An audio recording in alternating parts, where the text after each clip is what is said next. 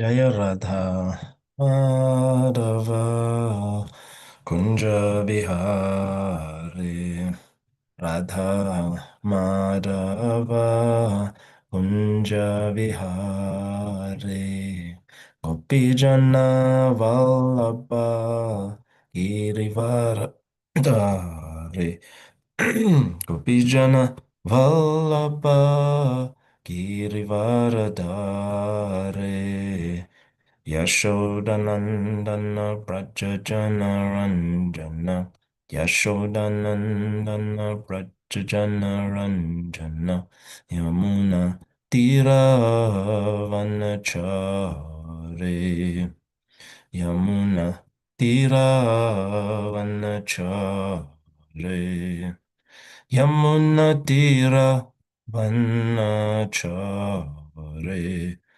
Yamuna Tira Vanachari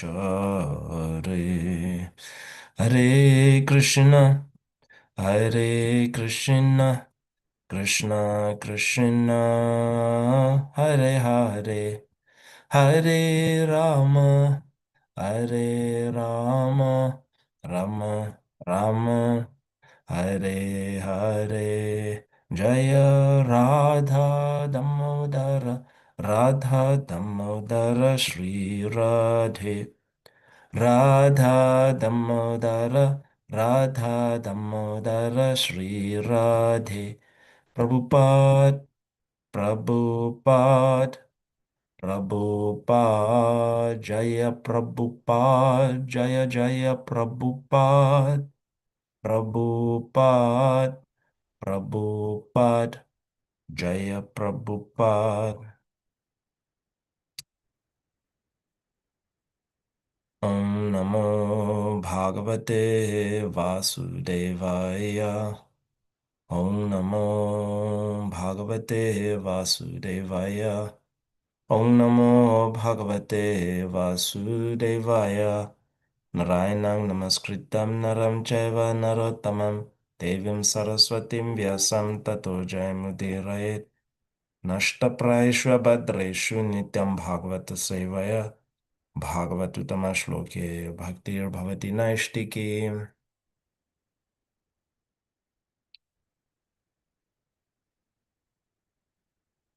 Eva Narottamam. Reading from the Srimad Bhagavatam, Canto 7, Science of God, Chapter 8. Lord Nrsingadev slays the king of the demons, Text 12. Yastvaya manda bhagyokto mad anyo jagat ishvaraha kwaso yadi sasarvatra kasmat stambhe na drishyate Yastvaya manda bhagyokto madanyo jagat ishvaraha kwaso yadi sasarvatra kasmat stambhe na drishyate. Then I'd like to try to read the verse. Yastvaya manda bhagyoto mad anyo jagarishvaraha vasau yadi sasarvatra tasmad samhe na drishyate. Thank you, Prabhu. Anyone else?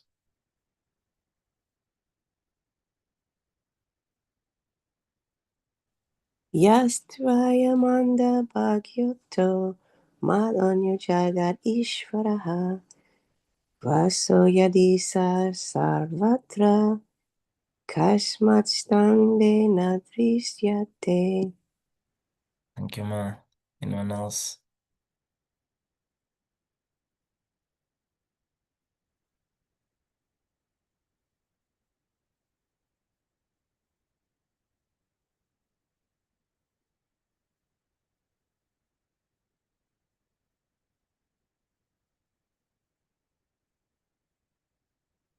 Yeah, the one who, Tvaya, by you, Mandabhagya, of unfortunate one, Uktaha, described, Mat Anyaha, besides me, Jagat Ishvaraha, the supreme control of the universe, Kwa, where, Asau, that one, Yadi, if one, Saha, he, Sarvatra, everywhere, all pervading. Tasmat, why? Stambhe, in the pillar before me. Nadrishyate, not seen. Translation. Oh, most unfortunate Prahlad, you have always described a supreme being other than me, a supreme being who is above everything, who is a controller of everyone, and who is all pervading. But where is he? If he is everywhere, then why is he not present before me in this pillar? Purport. The demons sometimes declare to a devotee that they cannot accept the existence of God because they cannot see him. But what the demon does not know is stated by the Lord himself in Bhagavad Gita 7:25. Naham prakasha sarvasya yoga maya samavritaha. Quote, I am never manifest to the foolish and unintelligent. For them I am covered by yoga maya. End quote. The Lord is open to being seen by devotees, but non-devotees cannot see him. Qualification for seeing God is stated in Brahma Samhita. Premanjana churita bhakti vilochanena santa sadaiva hridayeshu vilokayanti. A devotee who has developed a genuine love for Krishna can always see him everywhere, whereas a demon not having a clear understanding of the Supreme Lord cannot see him. When Hiranyakashipu was threatening to kill Prahlad Maharaj, Prahlad certainly saw the column standing before him and his father, and he saw that the Lord was present in the pillar to encourage him not to fear his demoniac father's words. The Lord was present to protect him. Hiranyakashipu marked Prahlad's observation and asked him, Where is your God? Prahlad Maharaj replied, He is everywhere. Then Hiranyakashipu asked, Why is he not in this pillar before me? Thus, in all circumstances, the devotee can always see the Supreme Lord, whereas the non-devotee cannot. Om Jnana Timirandasya Gyananjana Shalakaya Chakshur Unmilitam Yena Tasmai Shri Gurave Namaha. Namo Om Vishnu Padaya Krishna Prishtaya Bhutale Srimate Bhaktivedanta Swamini Namine Namaste Saraswati Deve Gauravani Pracharine Nirvishesha Shunyavadi Paschatya Shatarine Jai Shri Krishna Chaitanya Prabhu Nityananda Shri Advaita Gadadhara Srivasari Gaura Bhakta Vrinda Hare Krishna Krishna Krishna Hare Hare Hare Rama, Rama Rama, Hare Hare.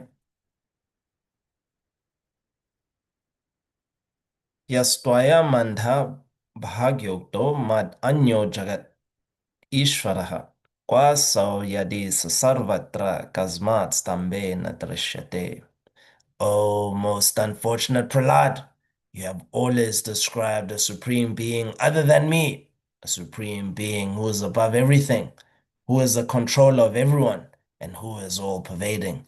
But where is he? If he is everywhere, then why is he not present before me in this pillar? King of the demons.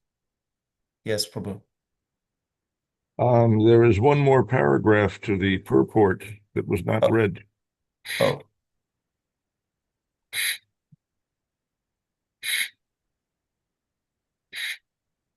Yeah, I'm reading an online version.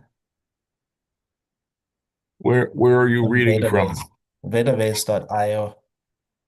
Database.io. Oh, right, I see it. I see. Okay. Prahlad Maharaj has been addressed by his father as the most unfortunate. Hiranyakashipu thought himself extremely fortunate because he possessed the property of the universe. Prahlad Maharaj and his legitimate son was to have inherited this vast property, but because of his impudence, he was going to die at his father's hands. Therefore, the demoniac father considered Prahlad the most unfortunate because Prahlad would not be able to inherit his property. Hiranyakashipu did not know that Prahlad Maharaj was the most fortunate person within the three worlds because Prahlad was protected by the Supreme Personality of Godhead. Such are the misunderstandings of demons. They do not know that a devotee is protected by the Lord in all circumstances. Konteya pratijana hi. Pratijanihi name bhakta pranashati. Sorry about that. Okay.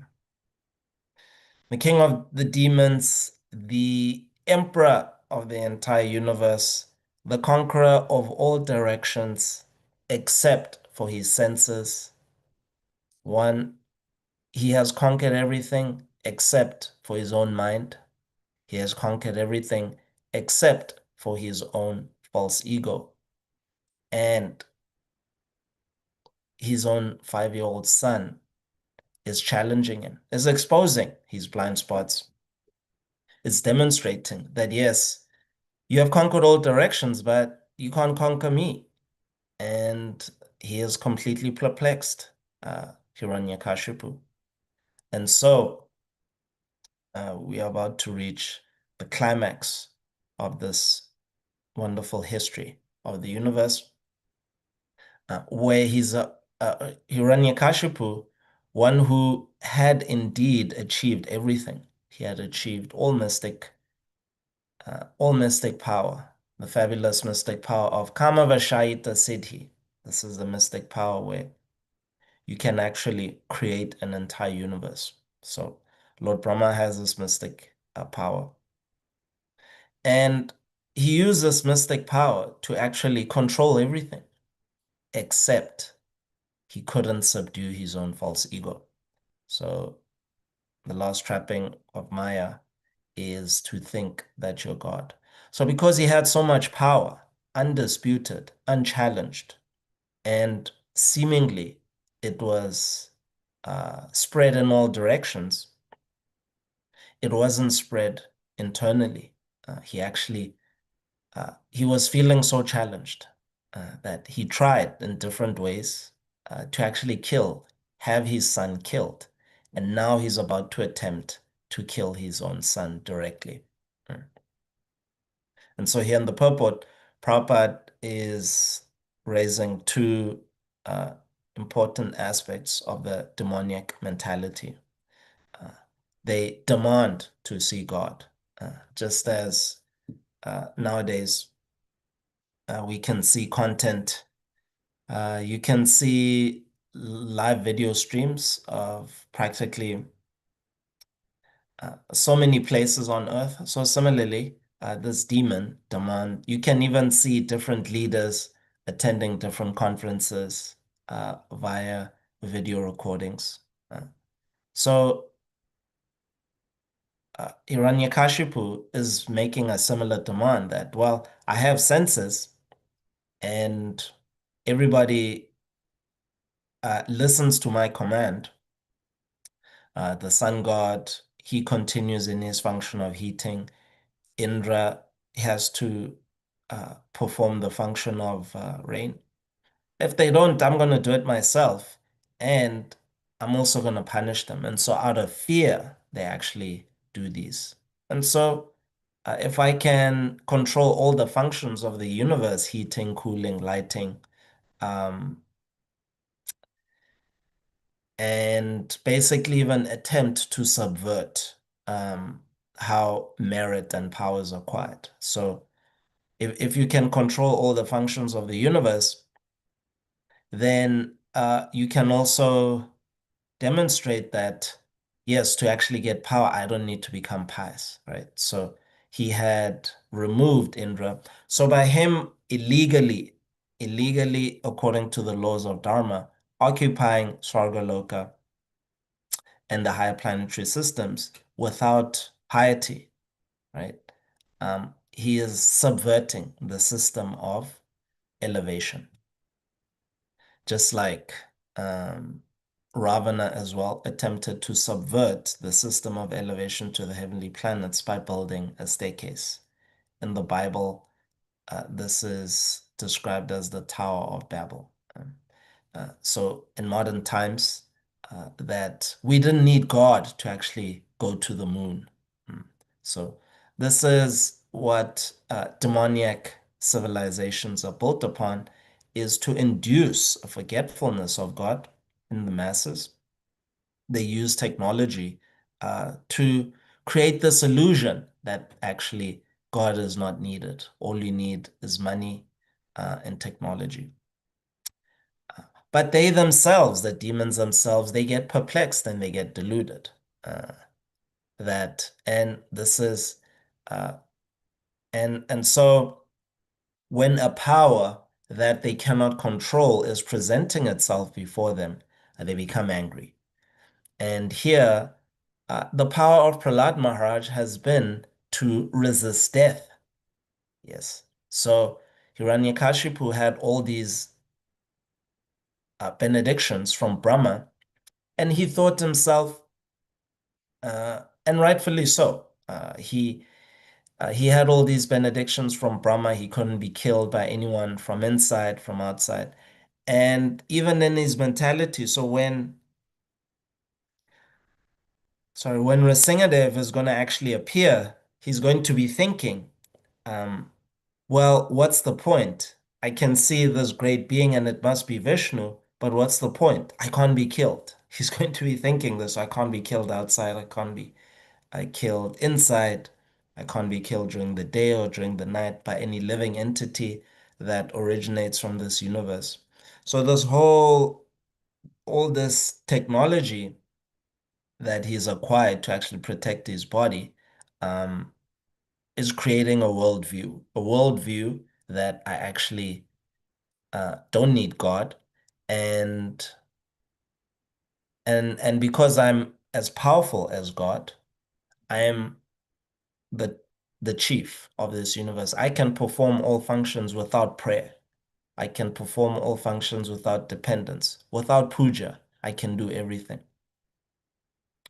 And so everybody is saying, yes, it is self-evidently true. Prahlad's father is actually the supreme being of this universe. And so he thinks himself that way. And so anyone who's going to challenge, just like in Kshatriya culture, anyone who challenges you, you have to be ready to face that challenge. So if somebody says,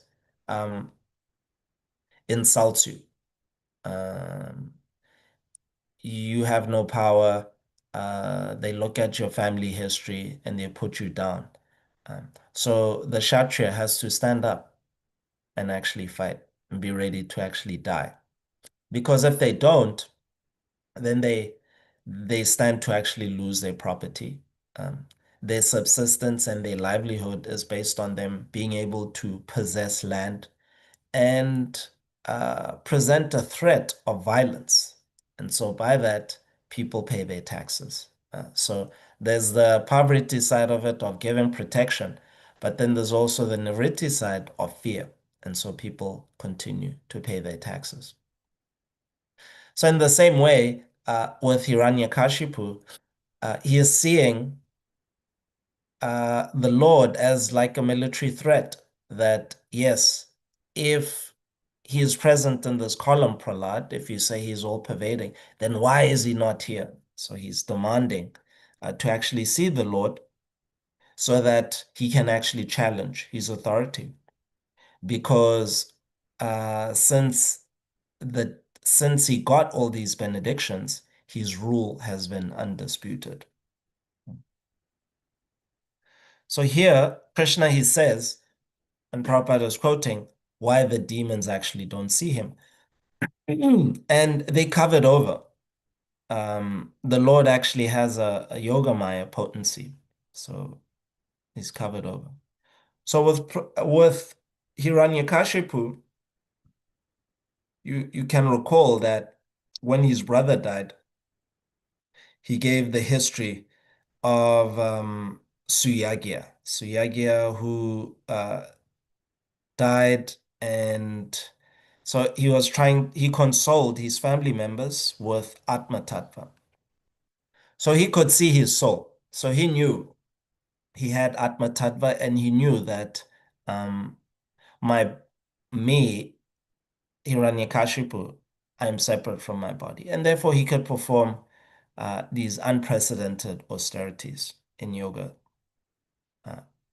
and and in acquiring the mystic power. So if you don't have preliminary knowledge of Atma, then you can't actually, it's very difficult to endure in the extreme austerities of mystic yoga. So he knew that. But even though he can see his soul, or he can see his identity separate from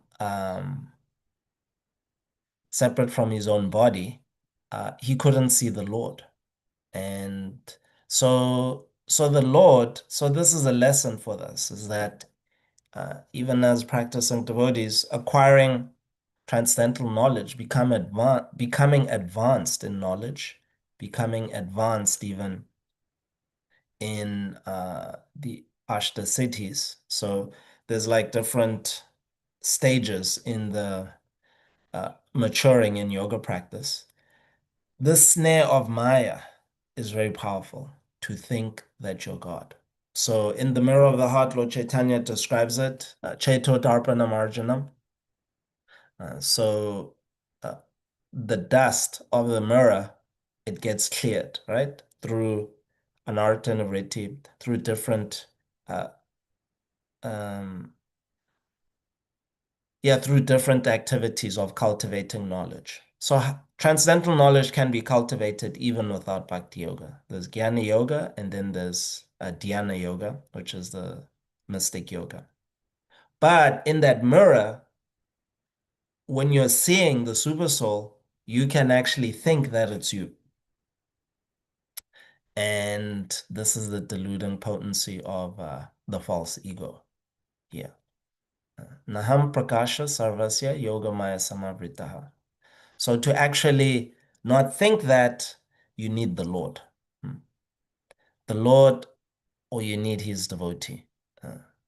So the Lord is saying here, Mudho yang navijanati loko mam ajam avyayam. I'm never manifest to the foolish and unintelligent. For them, I'm covered by my own internal potency, and therefore they do not know that I am unborn and infallible.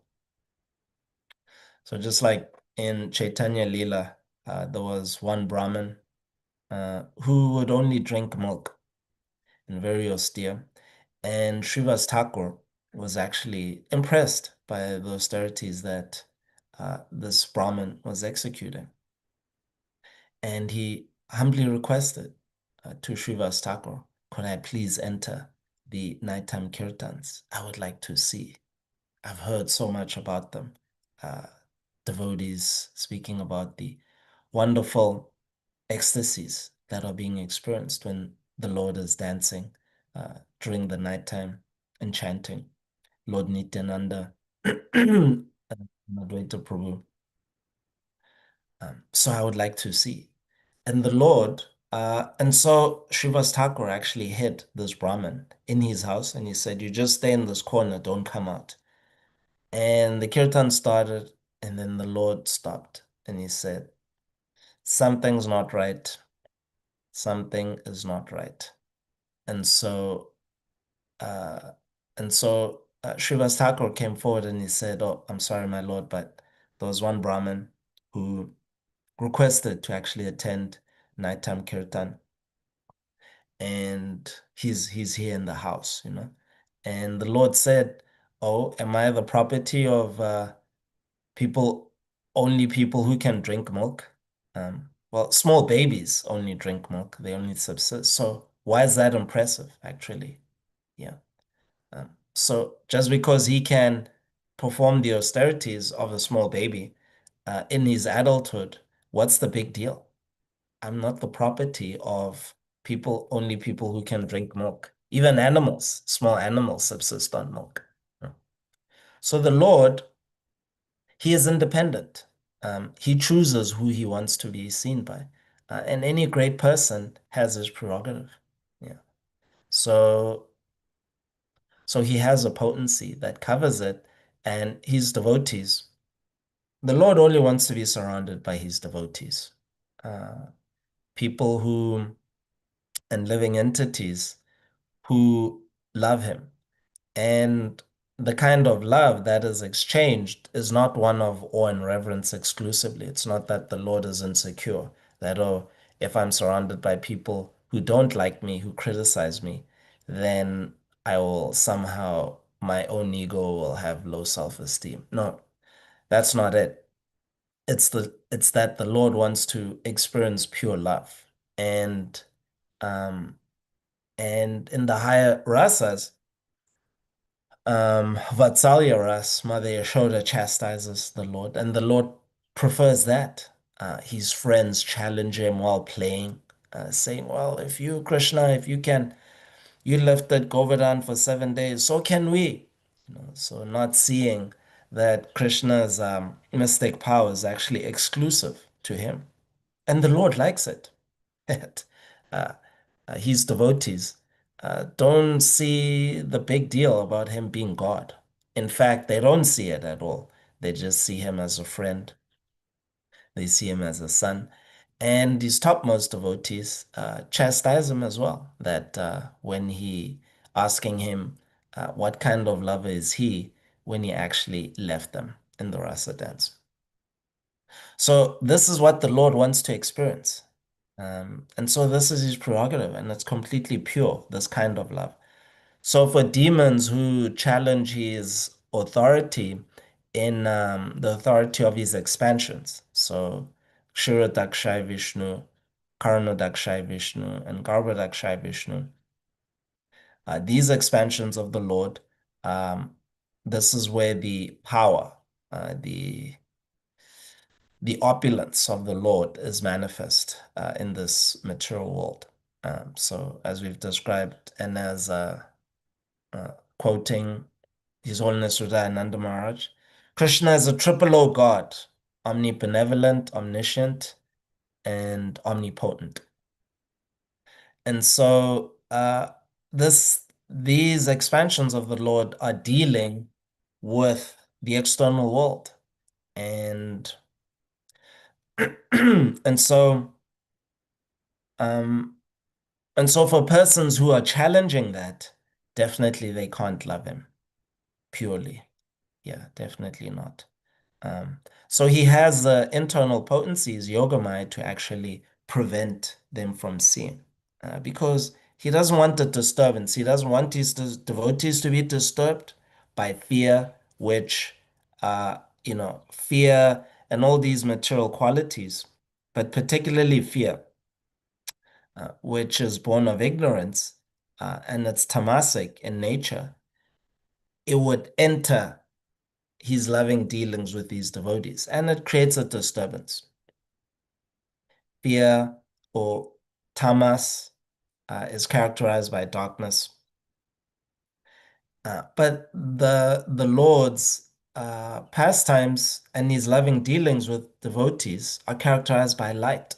They're all very bright, and they just yeah, they're all very bright and they're enlivening. They give life to everyone. They don't create this idea of scarcity. And whereas in demoniac, people who challenge the dominion of the Lord, generally in the societies that they live in, there is this darkness, this fear of scarcity, this fear that we don't have enough money, enough food, enough healthcare. Um, and that fear is how they create this illusion, these demons who are at the top of uh, the the pyramid in these societies. This is how they maintain their power. They can't do it otherwise. They can't do it through love. So the Lord, He maintains His dominion throughout the entire creation, both in the spiritual world and the material world, through love. But the demons, they maintain it through fear. And so such persons, definitely, they are not invited to the Rasayana Kata party, the party of these loving exchanges with the Lord. So Prabhupada in the purport, he says in the same verse of Bhagavad Gita 7:25, it may be argued that since Krishna was visible to everyone when he was present on this earth, how can it be said that he is not manifest to everyone? But actually, he was not manifest to everyone. When Krishna was present there were only a few people who could understand him to be the Supreme Personality of Godhead. In the assembly of Kurus, when Shishupal spoke against Krishna, Krishna's being elected president of the assembly, Bhishma supported him and proclaimed him to be the supreme god. Similarly, the Pandavas and few others knew that he was the supreme, but not everyone. He was not revealed to the non-devotees and the common man. Therefore, in the Bhagavad Gita, Krishna says that, but for his pure devotees, all men consider him to be like themselves. He was manifest only to his devotees as a reservoir of all pleasure, but to others, to unintelligent non-devotees, he was covered by his internal potency. In the praise of Kunti in the Srimad Bhagavatam 1.8.19, it is said that the Lord is covered by the curtain of Yogamaya, and thus ordinary people cannot understand him. This Yogamaya curtain is also confirmed in the Ishopanishad Mantra 15, in which the devotee prays, Hiranmayena Patrena Satyasya Pihitam Mukham Tattvam Pushan Apavrinu Satya Dharmaya Drishtaye. Quote, O my Lord, you are the maintainer of the entire universe, and devotional service to you is the highest religious principle. Therefore, I pray that you will also maintain me. Your transcendental form is covered by the Yogamaya. The Brahmajyotir is a covering of the internal potency. May you kindly remove this glowing effulgence that impedes my seeing your Satchidananda Vigraha, your eternal form of bliss and knowledge. End quote. Supreme Personality of Godhead in his transcendental form of bliss and knowledge is covered by the internal potency of the Brahmajyotir, and the less intelligent impersonalists cannot see the Supreme on this account.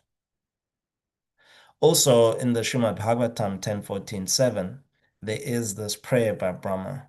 O Supreme Personality of Godhead, O Super Soul, O Master of all mystery, who can calculate your potency and pastimes in this world? You are always expanding your internal potency, and therefore no one can understand you. Learned scientists and learned scholars can examine the atomic constitution of the material world or even planets, but still they are unable to calculate your energy and potency, although you are present before them. End quote. The Supreme Personality of Godhead, Lord Krishna, is not only unborn, but also avyaya, inexhaustible. His eternal form is bliss, and knowledge and his energies are also inexhaustible. So in order to uncover your real knowledge, so we know the building blocks of the spiritual world are from the characteristics of the Lord. So the Lord's body is made up of Satchit Ananda. Sat, eternity, Chit, knowledge, and bliss, Ananda.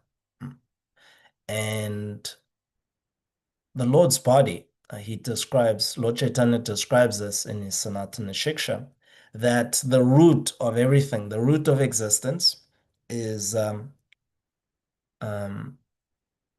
forget the Swayam Rupa. Okay. So the two-handed, two-armed form of the Lord, Krishna, in his original nature, that is the Swayam Rupa. That's the root of everything. That body, and that's Krishna in his original. That's him, right? And everything is actually emanating. And so, in order to actually enter into eternity, the Sattvicha, the living entity has to give up false ego. And the Lord, he explains, why did he become many? So the original living entity became many. And the living entity is a part and parcel of the Lord. And so there's a natural relationship between the part and the whole. And the natural relationship is one of service, one of dependence. Similarly, the natural, when that part and parcel exists in the material world, its nature is it has a tendency to become covered over. So because you are tiny, if the living entity acquires power, so much so that he can actually rule over an entire universe, just as Hiranyakashipu is demonstrating. Still, he is Tatasta Shakti. And what covers him over is this false ego. This mistake that actually I've become the Lord. This is evidence. This trapping, this last trapping of my is evidence that one is always Tatasta Shakti, no matter how powerful they may be. Brahma, when he went to go see the Lord, and Chaturmukhi Brahma, our four-headed Brahma, he arrived and he said, yes, uh, he's the receptionist, person receiving guests. Krishna is one of palaces of Krishna. Said, who are you? I'm Chaturmukhi. I'm Brahma. Brahma. Okay, I'll go and tell the Lord Brahma is here. So he goes in and then he comes out and says, the Lord is asking which Brahma. And he was completely perplexed. And so he said, four-headed Brahma, Chaturmukhi. And so the Lord invited him. And so the Lord then showed him that, yes, there's many others. He can create 1,000-headed Brahmas, 10,000-headed, 100,000, million Brahmas. He actually saw them. Yeah. Those Brahmas, no matter how big the universe can be, no matter how much knowledge and mystic power they can have, they are still Tatasta Shakti. They can still get covered over. Uh, so when the Lord enacts his pastime of herding the cows getting lost, and then him going to look for them, Brahmas are bewildered. Is this my Lord, who is the creator of everything? Um, they can't imagine that the potency of that young 6-year-old form that they are seeing before them holding fruit salad and searching for cows is just controlling everything. They can't calculate it. Yes. And so uh, Rupa Goswami, he says, the first step in entering the mystery of the Lord is to accept Chinta Shakti of the Lord, is to actually accept it. That the Lord is inconceivable. That your eyes are able to see the 6-year-old form, your eyes are able to see Damodar, and yet Damodar is actually controlling Spruce Hill.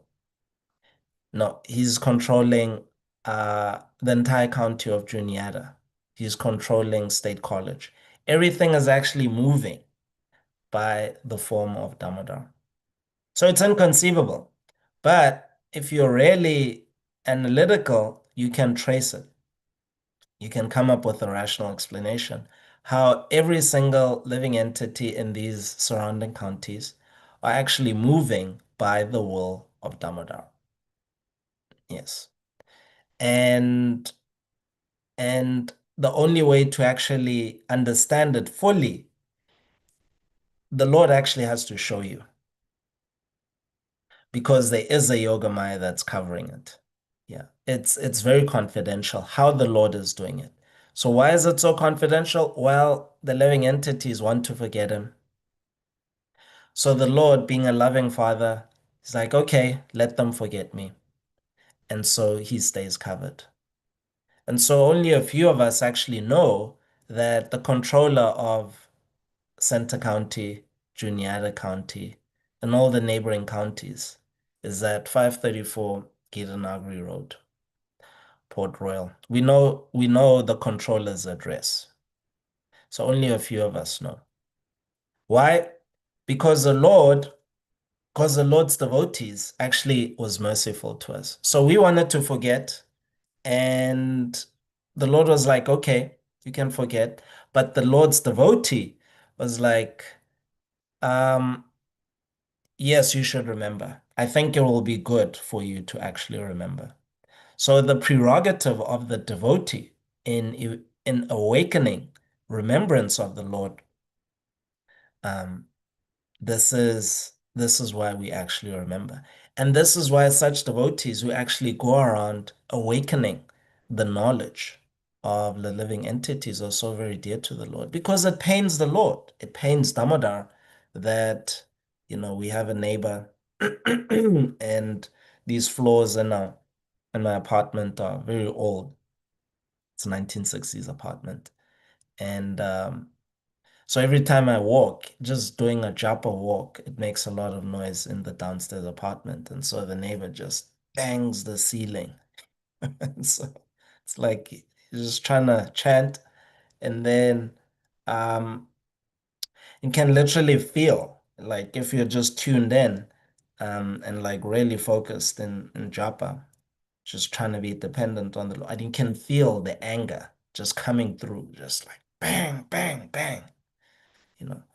So I'm trying to remember the Lord, but yet it's causing a disturbance to others. Prahlad Maharaj was trying, he's telling his demoniac friends, school friends, and they became devotees, all of them. They became practicing devotees, and it's creating a disturbance in Hiranyakashipu. Yes. So, but the living entities who persist, despite being vilified, despite being criticized, despite the material energy saying you should stop this, it's creating a disturbance. Don't chant. It's creating a disturbance for you, for the neighbors.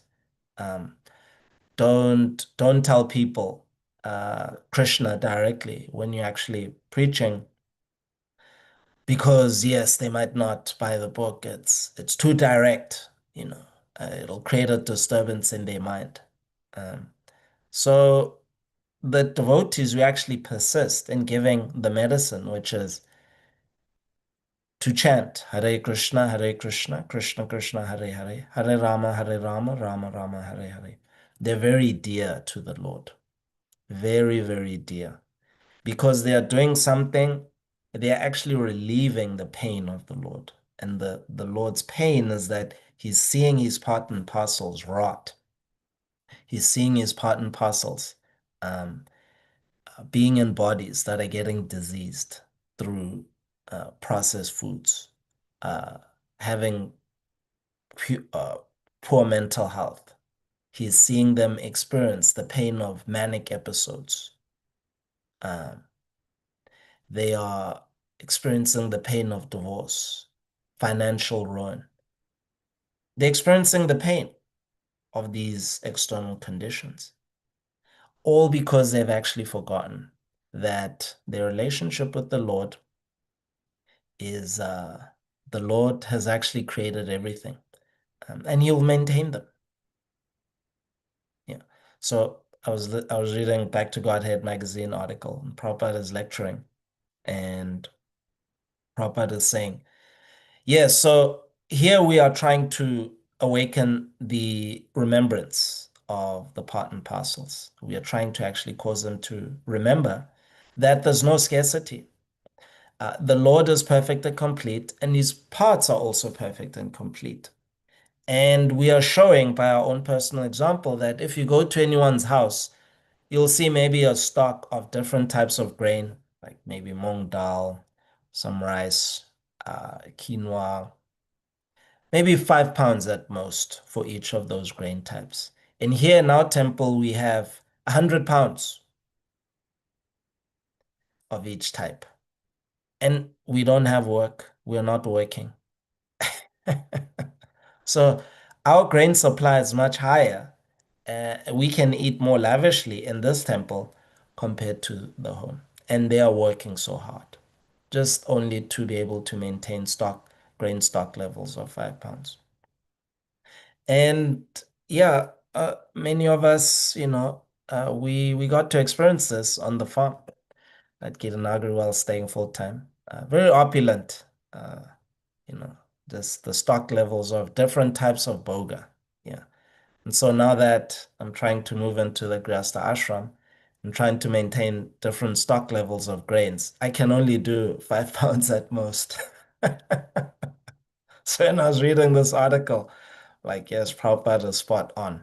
Um, so this is what we're trying to do is we're trying to, by engaging in the service, serving Lord Chaitanya in Dasyaras, uh, as my Guru Maharaj has said, and pointing out, quoting other shastras, that Lord Chaitanya can't be served in other rasas. Definitely, there's no question of serving him as a lover. Um, the parental affection, that's already taken by Mother Sachi, and yeah, and so you needed to actually have been in to appear as a parental figure in the Lord, in the Lord's pastimes, to serve him in that way. Uh, but Chaitanya Leela is still going on. So what's the rasa that's available? Despite the Lord's manifest presence not being here, it's Dasya Rasa. The Sankirtan movement is continuing, and there's a great opportunity. We can all serve the Lord directly through Dasya Rasa, through the Sankirtan movement. And the Sankirtan movement is trying to awaken, just as Prahlad Maharaj has awakened the dormant love, the dormant remembrance in his friends. So despite the unfavorable social conditions of that his father created, still he was actually doing it. And this is why his father can't actually see the Lord, because the Lord, this is the pure relationship. So Prahlad is actually exchanging pure love with Lord Nrsingadev in this way by actually preaching Nrsingadev's glories, or Lord Vishnu's glories. And Lord Vishnu is going to appear as in the form of Nrsingadev. Krishna is going to appear in this very fearful, very powerful form to actually demonstrate that, yes, whoever messes with my pure devotee, first of all, you can never kill them. But secondly, they can command a power that can completely ruin you, you demon. So, so that is the form of Lord Nrsingadev. And that's the power of the pure devotee.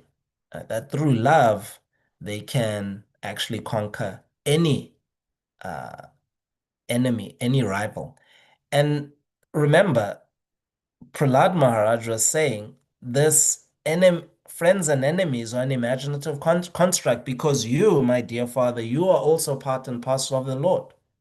The Lord, just as I have natural love for the Lord, so you too have natural love for the Lord, even though right now you're so deluded you see him as an enemy. And so this absolutely incensed his father, because his entire life, Hiranyakashipu's achievements at this point were all built on enmity.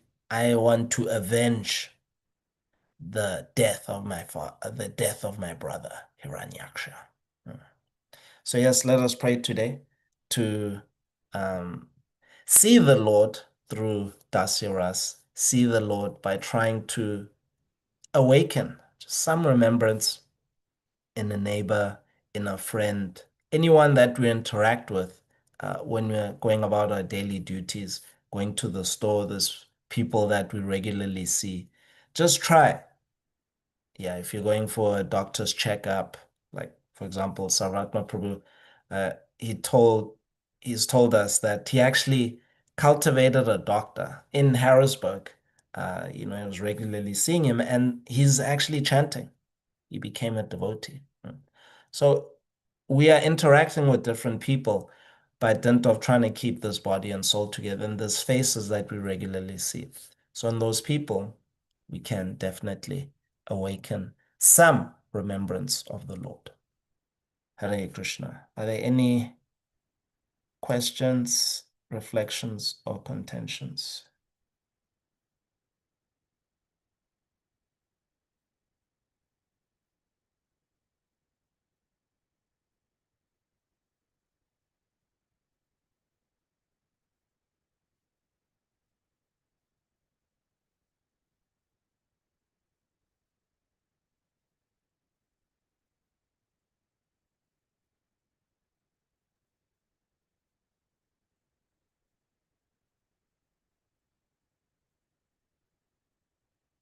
Hare Krishna Prabhu. Hare Krishna Prabhu. Yeah, I want to thank you for a nice class. It's a nice meditation. Lots of wonderful Krishna Katha there. I'll tell you what the overall effect on my consciousness was, and doesn't necessarily mean anything. I mean, it's just me, my personal reaction. But I actually I was triggered by your mention of your experience of apartment life Mm, and the problem of having a downstairs neighbor pounding on the ceiling, and brought back a lot of memories of my early Grihastha life when I was having to live in apartments, and it was hellish. mm, And I vowed that I would never again live in an apartment. mm, Um, but I'm just reminded how miserable material life can be at times in so many different kinds of ways. There are so many miseries, and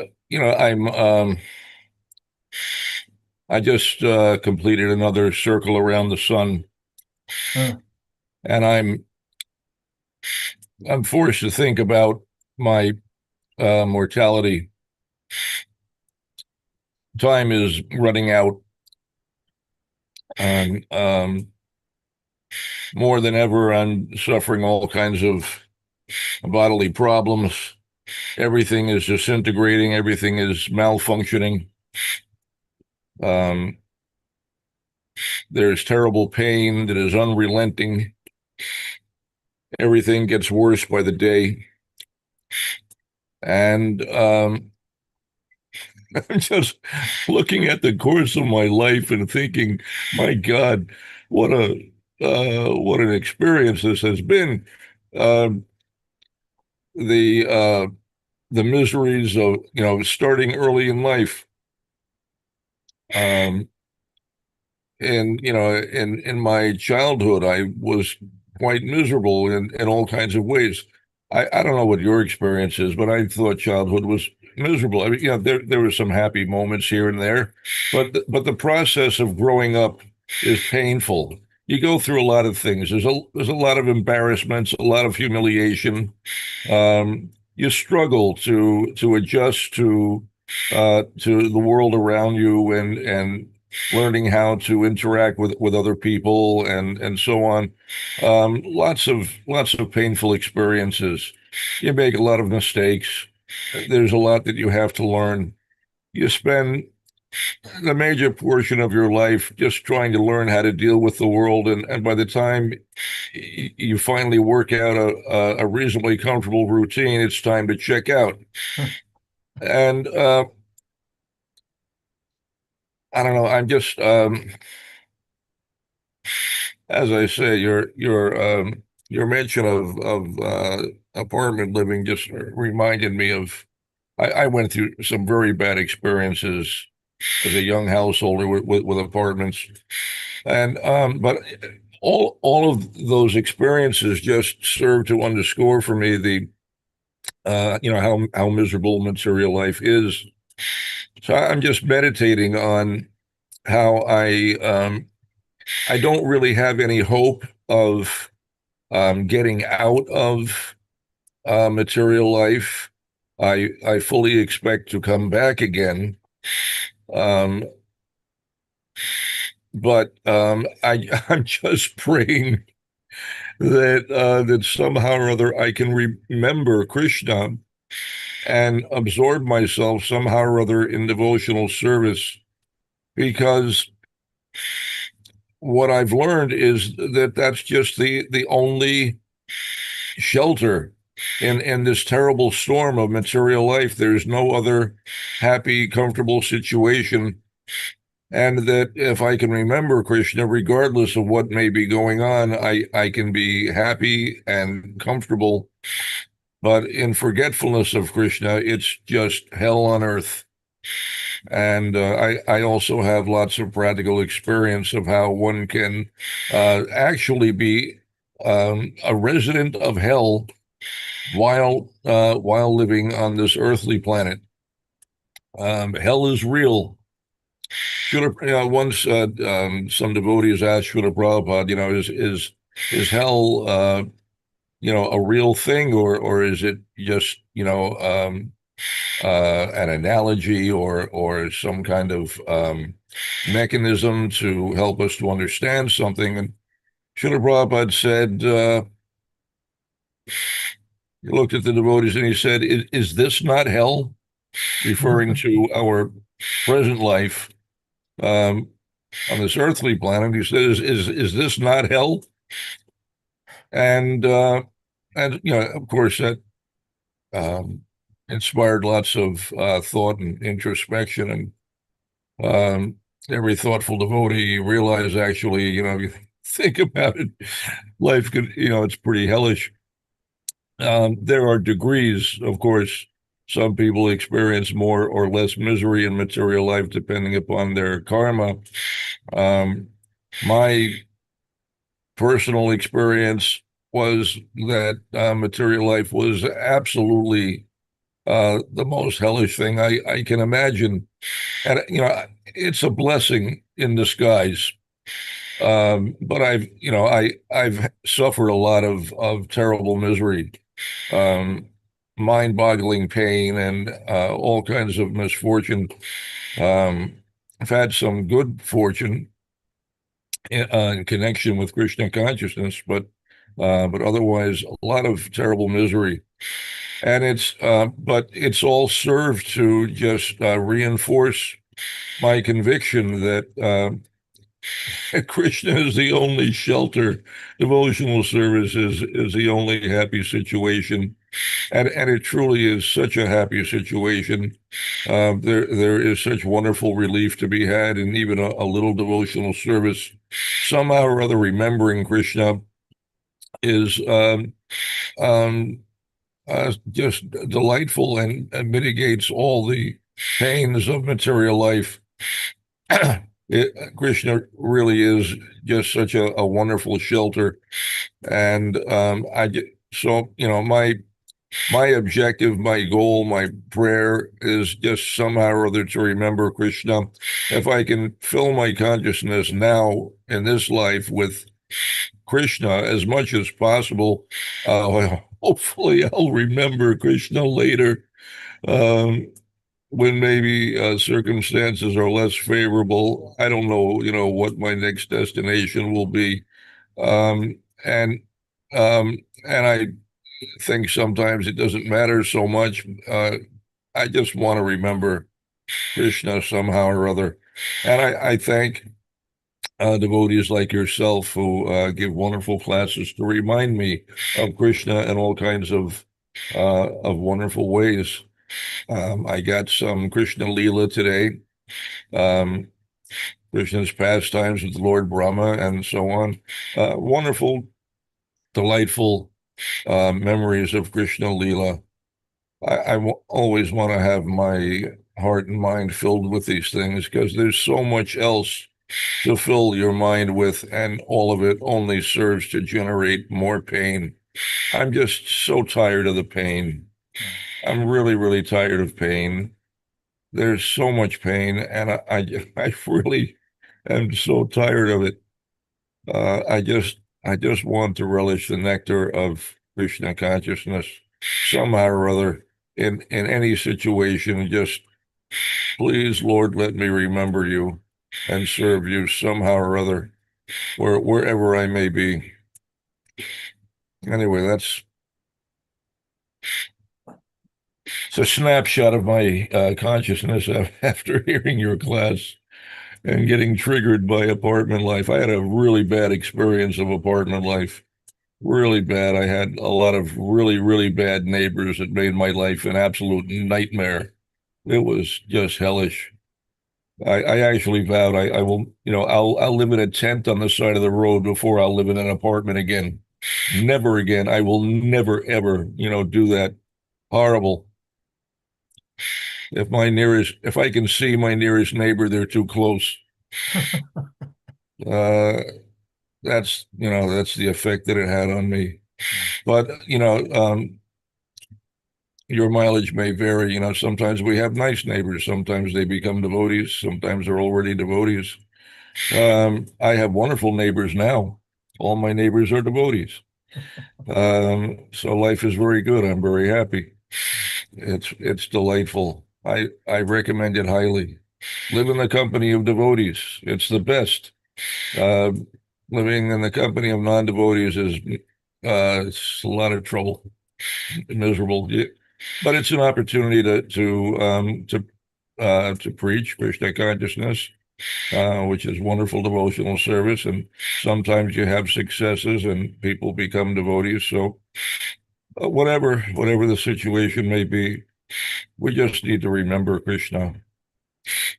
Um, so that's my takeaway. I need to remember Krishna. Hmm. Thank you, Prabhu. Hare Krishna.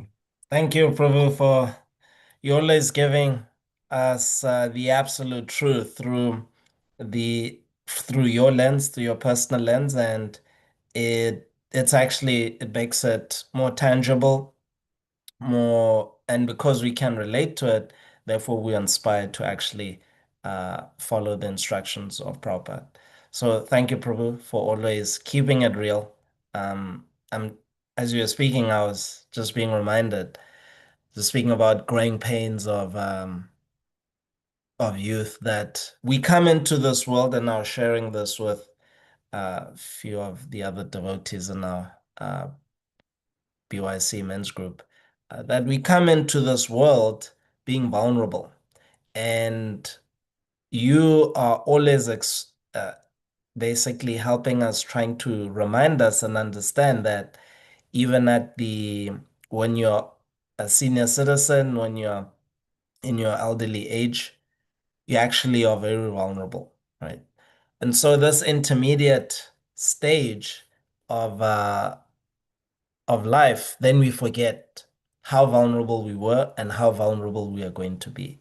So thank you, Prabhu, for always reminding us that now is the time to always remember Krishna and never forget him. And we should, it's actually a matter of life and death. It's a matter of urgency. And yes, we need to do it right now. So thank you, Prabhu. Any other yes, Harichakra Prabhu, please testify and give us the truth. Hare Krishna, Nagari Prabhu. Thank you very much. Thank you very much for your verse. My question is, we are reading that Prahlad is saying that God is everywhere, because his father is asking, where is God? Prahlad is saying God is everywhere. So if the words of Prahlad is true, how do we reconcile the words of Prahlad with our everyday life? Because sometimes as devotees we tend to think that oh, this situation we are in is inappropriate. Uh, is I mean, what I'm trying to say is that if perhaps words are true that God is everywhere, then as devotees in our everyday life, whatever experience we go through, how do we see Prahlada's words in life? So that question is answered by Krishna in the Bhagavad Gita, where Krishna recounts his opulences. And maybe let's read some of those opulences, where he says he is the taste and order, he is fine speech. So maybe let's try to read that, and we can maybe experience that.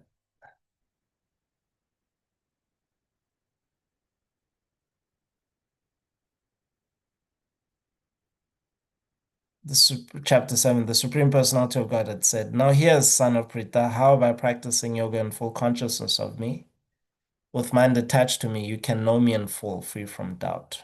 I shall now declare unto you in full this knowledge, both phenomenal and numinous. This being known, nothing further shall remain for you to know. Out of many thousands among men, one may endeavor for perfection. One of those who have achieved perfection, hardly one knows me in truth. Earth, water, fire, air, ether, mind, intelligence, and false ego. Altogether, these eight constitute my separated material energies. Besides these, O mighty Arjuna, there is another superior energy of mind which comprises the living entities who are exploiting the resources of this material inferior nature. All created beings have their source in these two natures. Of all that is material and all that is spiritual in this world, know for certain that I am both the origin and the dissolution. O conqueror of wealth, there is no truth superior to me. Everything rests upon me as pearls are strung on a thread. O son of Kunti, I am the taste of water, the light of the sun, the moon, the syllable Om in the Vedic mantras. I am the sound in ether and ability in man. I am the original fragrance of the earth, and I am the heat and fire. I am the life of all that lives, and I am the penances of all ascetics. O son of Prita, know that I am the original seed of all existences, the intelligence of the intelligent, and the prowess of all powerful men. So just these three last verses, Krishna is describing. We are drinking water every day, so we can be reminded. And what I do is I infuse my water with some essential oils. I put in the morning some lemon, some digest zen, lavender, basically to, yeah, so my condition is that I tend to have like histamine overload. And so this like just calms my senses. I mean, my system, letting it know everything is okay. So even if there's a slight cold, I don't have to go into uh, a tizzy of just sneezing, thinking, oh my God, yes, now we're getting sick. So the body, just having this response.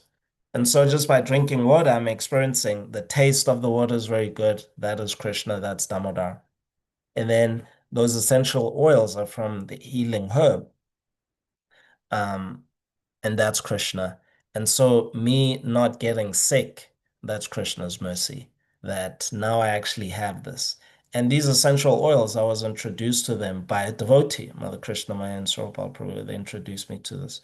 So by the mercy of a devotee, now I can actually live peacefully in this cold climate. Because before, like my first 2 years, any kind of cold, like I would just get sick. And I remember when probably you would describe us in the winter, herding the cows, and you would, you know, be leaving in the morning after your Mangal Arati service, and you just describe us like in January that all you would just see, we have our balaclavas on, and we just dressed completely, just like 3 layers, very thick coveralls, and you described us that all you could see were our eyes. So those were the times where I would just like get sick, like anything.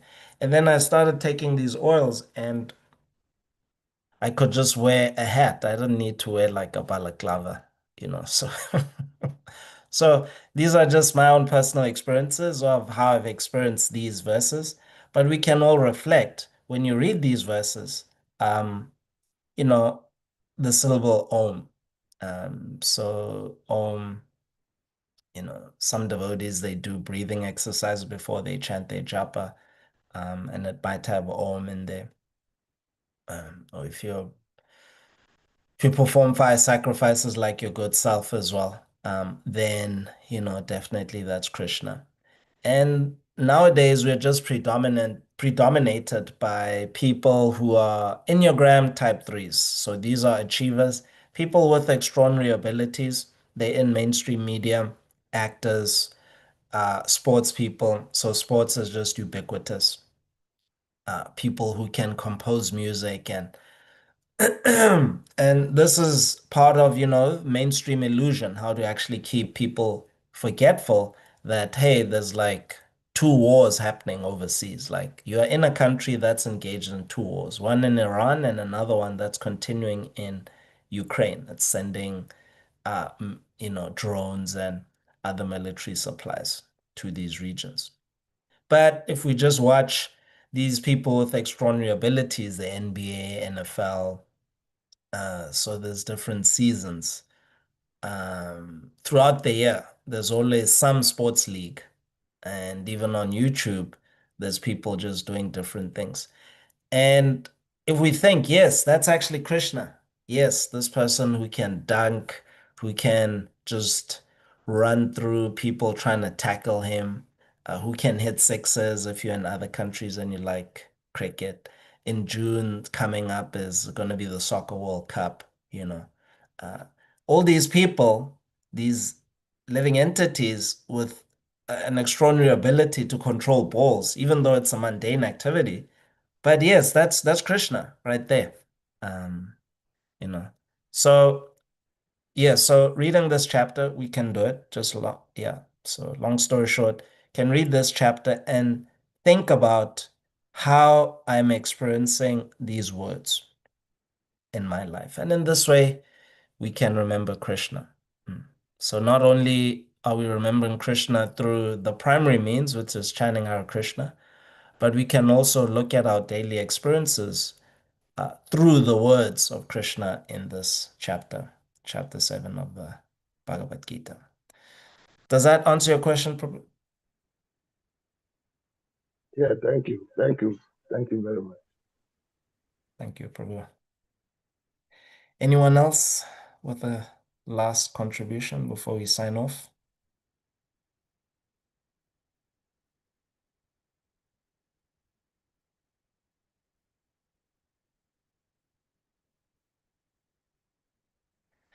Okay, dear devotees, let us pray today to pray to Radha Damodar, as the prayer was quoted from the Ishopanishad. My Lord, please remove your effulgence so that I can see how you actually, this wonderful 5-year-old form of the Lord is actually controlling all the neighboring counties. The counties we're in, he's controlling everything. And so asking the Lord, please show me so that I can always remember you. Grantaraj Srimad Bhagavatam ki jai, Srila Prabhupada ki jai, Nitai Gaura Pramanande Haribo.